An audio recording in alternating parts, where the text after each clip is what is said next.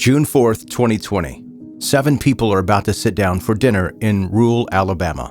The invitation came from 2 guys they thought were friends, members of their club. Except Frederic Rogers and John Michael Legg didn't come to eat. They came to make sure there weren't any witnesses.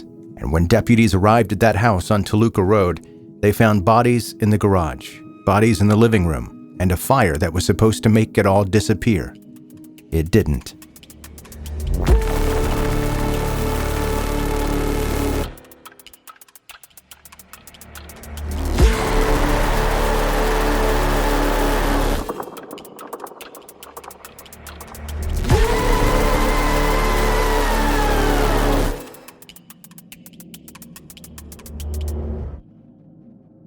Valhermoso Springs, Alabama.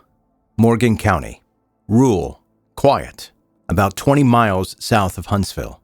The house on Toluca Road had been a problem before. Deputies had been called out there multiple times. The sergeant in the case testified that when they got the 911 call on June 4th, 2020, about shots fired, this address wasn't new to them. So they roll up, expecting another domestic situation, maybe a dispute that got heated. What they found was something else entirely. Sergeant Lucier walks into the garage first. 3 bodies, all male. One of them is still on fire, actually burning when he arrives. He moves through the rest of the house. 4 more bodies, 7 total. 3 women, 4 men, all shot multiple times. There's also a dead dog. Deputy Jacob Fanning gets tasked with documenting everything. He ends up taking over 1,000 photos. 1,000. That's how much carnage was spread through this house. Madison County had to send backup because Morgan County's resources were maxed out trying to process the scene.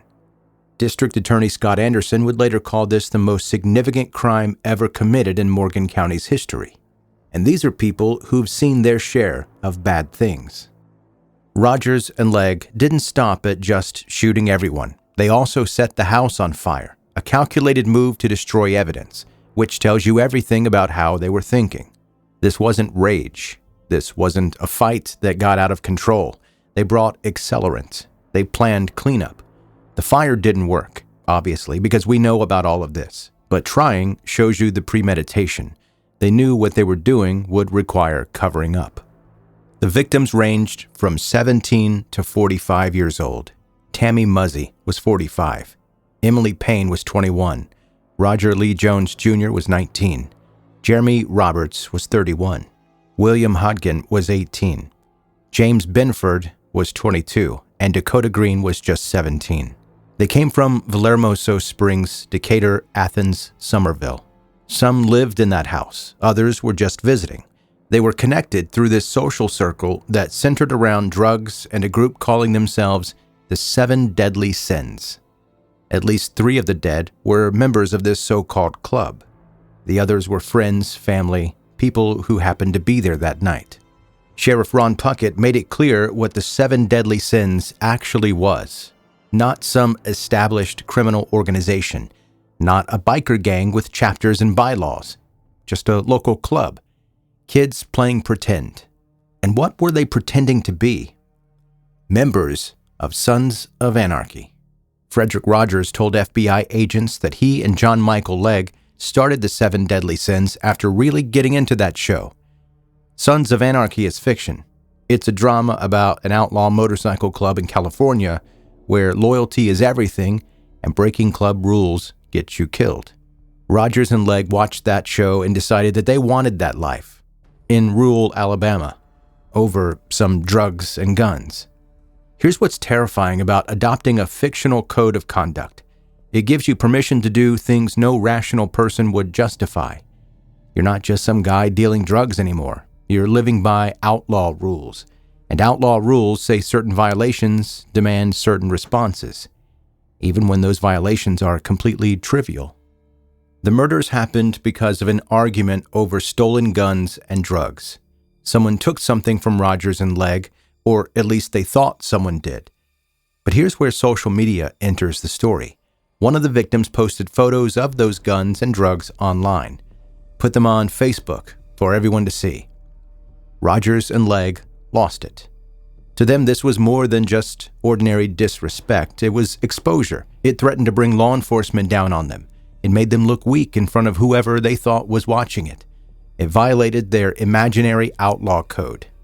Rogers also claimed one of the victims had beef with the Aryan Brotherhood, and now there were threats coming at him and Legg. Whether that was true or whether Rogers was inflating the danger to justify what he was planning, we don't know. But it gave him the narrative he needed. They had to handle things. They couldn't let it slide. And most critically, they couldn't leave witnesses. Rogers told the FBI that he and Legg planned everything. They didn't show up in a blind rage. They strategized. They decided on execution, and they used dinner as bait. A witness testified that Rogers explicitly said that he was going to burst into the house and start shooting. She tried to warn people. They didn't take her seriously. Maybe they didn't believe Rogers would actually do it. Maybe they thought their friendship meant something. Rogers and Legg showed up at Toluca Road with guns and a plan. Shoot everyone, set the place on fire, destroy the evidence, then run to Oregon and start over. The execution was methodical. 7 people, multiple gunshots each, and Rogers was clear about the reasoning. No witnesses, because in the TV show code he adopted, witnesses get you caught. Better to kill everyone and walk away clean. After the murders, Rogers and Legg drove cross-country. They were heading to Oregon, specifically near Rogers' grandmother's house in Salem. The FBI found them on June 22nd, 18 days after the killing. Marion County deputies pulled them over during a traffic stop. That was it. No shootout, no dramatic chase. Just 2 guys in a car that thought distance would save them. Rogers told agents that he wanted to stay in Oregon. Fresh start. Forget Alabama ever existed. Except you can't outrun 7 bodies, especially when you run straight to a relative's address that law enforcement obviously knows about. Rogers confessed, told the FBI about the Sons of Anarchy influence, about the planning, about the decision to eliminate witnesses. He even said he'd made peace with getting the death penalty. That last part matters. It's the posture of someone trying to project control, like he'd already won by not caring about the consequences. But that's not how it played out in court. Rogers' trial started in August 2024. His defense attorney conceded guilt immediately. There was no question about involvement. The only fight was over life without parole versus death.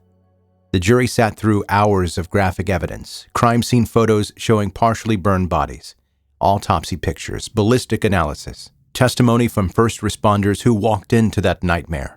Rogers, the guy who told the FBI he'd accepted death, was bouncing his leg, shaking, looking away when the worst photos appeared on screen. That's when his whole performance fell apart. It's easy to talk tough in an interrogation room when everything's abstract. It's different when you're in a courtroom watching a jury look at what you did. The jury found him guilty of capital murder, but when they deliberated on sentencing, they chose life without parole. They rejected the death penalty. John Michael Legg was scheduled for trial next. A judge ruled him mentally incompetent. Then Legg entered a guilty plea, life without parole.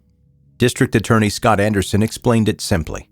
Rogers was more culpable. He was the planner, the leader. If a jury gave Rogers life instead of death, it wouldn't be fair to pursue death for Legg, who was the follower. So both got the same sentence. They'll both die in prison, just not on a schedule set by the state. 7 people died because 2 guys couldn't separate fantasy from reality, because they thought a Facebook post and a drug dispute required wholesale execution. Rogers and Legg had no criminal records before this. They weren't career criminals. They were young guys who watched too much television and imported fictional rules into their real lives. That social media post was the spark. It turned a manageable conflict into something they perceived as an existential threat. And in their minds, shaped by a TV show where violence solves everything, the response had to be murder. Valhermoso Springs and Morgan County carry this scar permanently. 7 families lost people they loved. A community had to process violence that doesn't fit any reasonable narrative. All of it because 2 guys couldn't distinguish between Sons of Anarchy and their actual lives.